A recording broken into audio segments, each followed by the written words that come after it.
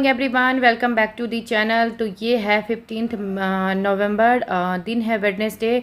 और यहाँ पे चेन्नई में अभी दिन रात बारिश हो रही है। तो और उसका स्कूल भी मेल आ गया था कि स्कूल उसका बंद है। और मैं सुबह बस उठ गई थी, हमारा चाय वाय वैसे कंप्लीट हो गया था। और उसके बाद फिर हस्बैंड ने कहा आज की कुछ जो ब्रेकफास्ट है वो कुछ अच्छा सा बनाओ। तो फिर मैंने वही सोचा था। पहले मैंने सोचा कि नहीं, पहले मैं इधर जो घर के मॉर्निंग के काम होते हैं वो मैं निपटा लेती हूँ। जो जैसे कि बेड वेड करना, फिर थोड़ी बहुत डस्टिंग वस्टिंग।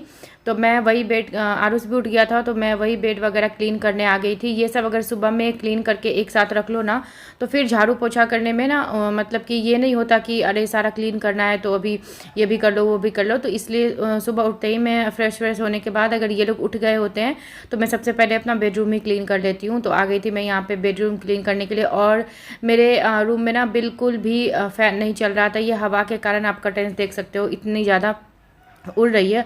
और यहाँ पे दिन रात बारिश हो रही है। तो हो चुका था मेरा बेडरूम क्लीन। उसके बाद फिर मैं जो किचन के काम वाम है ना उसमें भी बहुत ज़्यादा लग गई थी। अच्छा, एक चीज़ मैं आप लोगों के साथ शेयर करना चाहती हूँ। मैंने फाइनली अपनी हाउस हेल्पर हटा दिया, क्योंकि इसके पीछे ना 2-3 रीज़न थे। एक तो वो अच्छा काम नहीं कर रही थी, मेरे बर्तन वगैरह इतने गंदे हो गए थे। जब भी वो लीव लेती थी तो मैं सारा क्लीन करती थी बर्तन, तो बर्तन वगैरह गंदे बहुत ज़्यादा हो गए थे। एंड उसके बाद फिर मुझे ना फिर से दोबारा उसके जाने के बाद भी मेरे पैरों में ना बिल्कुल किच-किच सा लगते रहता था। तो मुझे फिर दोबारा से ना सारा क्लीन करना पड़ता था।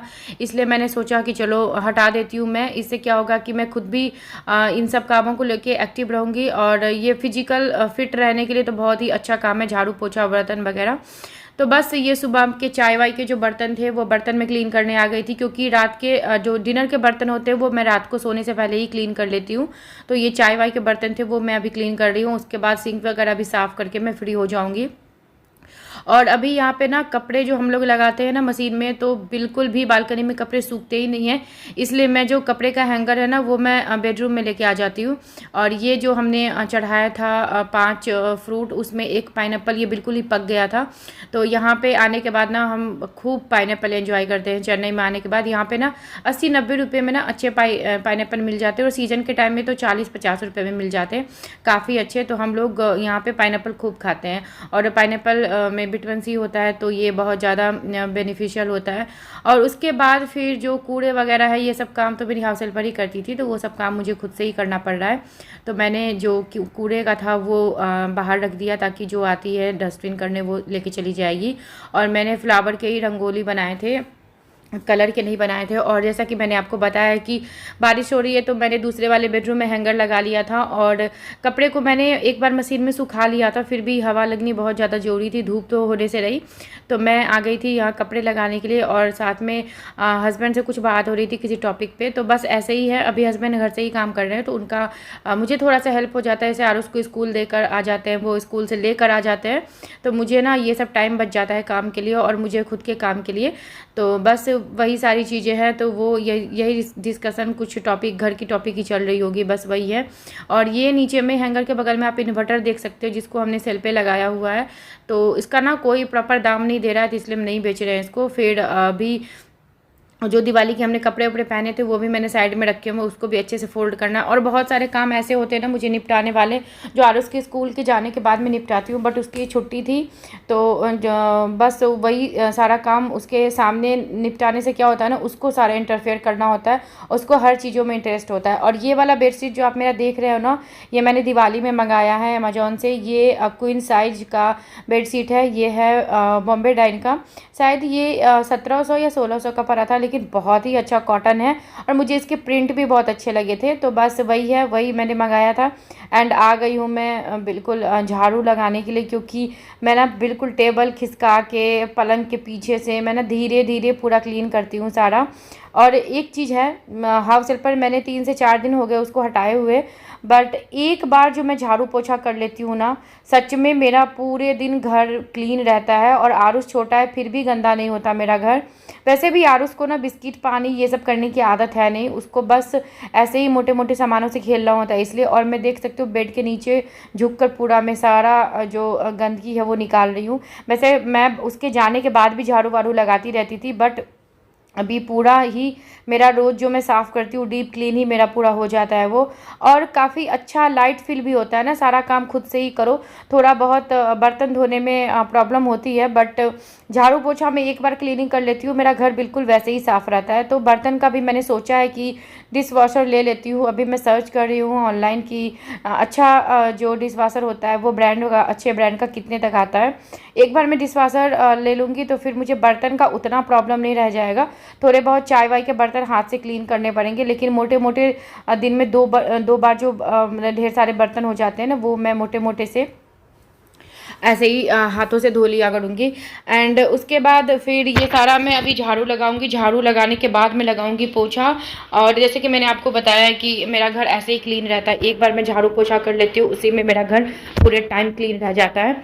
तो अभी मैं फटाफट से पोछा लगाऊंगी। पोछा मैं जो फिनाइल, अच्छा एक चीज़ मैं और आपको बताना चाहती हूँ, वही पोछा मैं लगाती हूँ तो मेरे पूरे घर में ना अच्छे अच्छे से स्मेल आते रहते हैं फिनाइल के। बट पता नहीं वो ऐसे पोछा लगाती थी ना कि उसके पोछा लगा के जाने के बाद पूरा घर स्मेल करते रहता था। तो मैं ना बहुत दिनों से देख रही थी उसको, बार बार मैं बोलती थी कि ये ऐसे क्लीन करो, ये ऐसे क्लीन करो, बट उसका पूरा सा नखरा सा हो गया था कि वो बस अब तो वो जवाब भी देने लगी थी हर चीज़ के लिए। इसलिए मैंने कहा रहने दो, मैं खुद से क्लीन कर लूँगी। और अभी तो बहुत अच्छा लग रहा है। थोड़ा बहुत क्या होता है ना कि जब बीमार पड़ जाओ या फिर कहीं जाना होता है ना, तो लोगों को थोड़ा सा ना प्रेशर हो जाता है कि हाँ कैसे काम होगा। उसके बाद फिर मैं नहा वहा के आ गई थी। हस्बैंड ने कहा था आज ना मतलब कि पकौड़े वकौड़े बनाओ नाश्ते में, क्योंकि यहाँ पे बारिश बड़ी अच्छी हो रही है। तो मैंने फटाफट से बेसन घोल लिया था और साथ में मैंने बनाए थे पनीर के, गोभी के और आलू के पकौड़े। तो बेसन मैंने अच्छे से मोटे, अच्छा ये पनीर वगैरह का पकौड़ा जो बनता है ना, इसका बेसन जो बैटर जो बनाते हो वो थोड़ा सा ना मोटा होता है, तो काफ़ी वो फुली फुली सी ना पकौड़े बनते हैं। और मैं सोडा वगैरह कुछ भी नहीं पकौड़े में यूज करती हूँ, मेरे पकौड़े ऐसे ही फुले फुले से हो जाते हैं, क्योंकि आप बेसन को जितना फेंटोगे ना पकौड़े उतने फुले फुले से बनेंगे। तो इसमें ऐड किया मैंने हल्दी, नमक, धनिया पाउडर, मिर्ची पाउडर, गरम मसाला और कटे हुए धनिया पत्ती। उसके बाद मैंने इसको अच्छे से मिला दिया था। मिला के इसको मैंने थोड़ी देर रेस्ट होने के लिए छोड़ दिया था। थोड़ी देर ये रेस्ट हो जाएगा तो और भी ज़्यादा बेसन फूल जाएगा। उसके बाद जो घर में रखे हुए थे पनीर, एक्चुअली मैंने पनीर मंगाया था मलाई कोफ्ता बनाने के लिए, बट मलाई कोफ्ता का मैंने प्रोग्राम कैंसिल कर दिया। मैंने कहा आराम से कभी बनाऊँगी। और इसके साथ में बना रही हूँ चटनी। तो चटनी के लिए मैंने एक टमाटर ले लिया था, मिर्च ले लिया था, आप अपने टेस्ट के अकॉर्डिंग ले लीजिए। एंड उसके बाद में इसमें धनिया पत्ता मैंने डाल दिया था। धनिया पत्ता डालने के बाद इसमें डाल दूंगी मैं ढेर सारा लहसुन। लहसुन डालने के बाद थोड़ा सा अदरक डालूंगी, थोड़ा सा जीरा और नमक। अब इसको ना अच्छे से मैंने ग्राइंड कर लिया। और ये फ्रेश वाली चटनी, और ये फ्रेश चटनी ना इतनी टेस्टी बनती है ना, मैंने इसको थोड़ा दरदरा ही पीसा था तो वो पकौड़े के साथ खाने में बड़ा अच्छा लगता है। और इधर मैंने सारे पनीर को चॉप कर लिए थे। पनीर तो मैं हमेशा फ्रीजर में रखती ही रखती हूँ। जैसे कभी कोई सब्ज़ी नहीं रही या फिर कभी मटर पनीर कुछ भी खाने का मन हो, या आलू को मैं सैंडविच बना के देती हूँ आलू के साथ मिला के, या फिर उसके लिए कभी पराठे बनाती हूँ मैं, तो इसके लिए मैं पनीर हमेशा ऐसे ही घर में रखती हूँ। तो ये बड़े बड़े पनीर के स्लाइसेस मैंने काट लिए हैं। एंड उसके बाद फिर इतना टेस्टी और यम्मी पकौड़ा बना था ना, क्या ही बताऊँ। उसके बाद हमने लंच तो बनाया ही नहीं था, क्योंकि हमारा पेट ऐसे ही भर गया था, मतलब पकौड़े खा कर ही हमारा पेट भर गया था। क्योंकि बेसन में तला होता है तो ऑब्वियस बात है वो पेट में बेसन जाके अंदर फूल ही जाता है। उसके बाद फिर तेल गरम हो गया था। मैं पकौड़े वगैरह भी सरसों तेल में ही बनाती हूँ, मैं रिफ़ाइंड ऑयल में नहीं बनाती हूँ। मैंने आपको पहले भी बताया हुआ कि मैं रिफ़ाइंड ऑयल बहुत ही कम यूज करती हूँ। मेरे पराठे वगैरह भी जो होते हैं सब देसी घी में होते हैं। जो घी मैं अपने घर में बनाती हूँ वही देसी घी के होते हैं। उसके बाद सारे पहले लॉट में मैंने पनीर बनाया था। उसके बाद फिर मैंने गोभी बनाई थी और फिर आलू बनाई थी। आलू एक्चुअली आलू मुझे नहीं खाना था, हस्बैंड को भी नहीं खाना था, बट आलू के पकौड़े बहुत पसंद है इसलिए। और थोड़ा सा पकौड़े के बैटर में आप थोड़ा सा धनिया पत्ता डाल दोगे ना, तो सच में मतलब बहुत ही मतलब अच्छा सा लगता है, क्रंची सा लगता है वो खाने में। सॉरी, आप चाहे तो इसमें कसूरी मेथी भी डाल सकते हो, उससे भी बड़ी अच्छी खुशबू आती है पकौड़े की।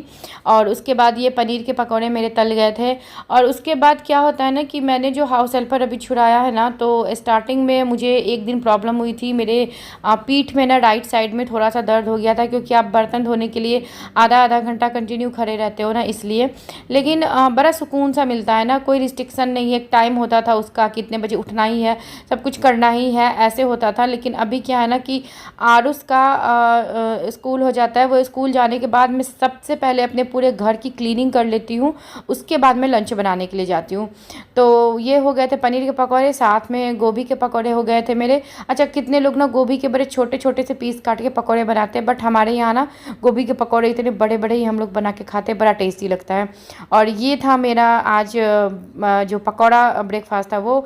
ये था मेरा छोटू सा ब्लॉग, कैसा लगा ज़रूर बताइएगा। चैनल पर नए हैं तो प्लीज़ चैनल को सब्सक्राइब कर दीजिए, बेल आइकन को प्रेस कर दीजिए, क्योंकि मैं अपने डेली के ब्लॉग लेकर आती रहती हूँ। चलिए तब तक के लिए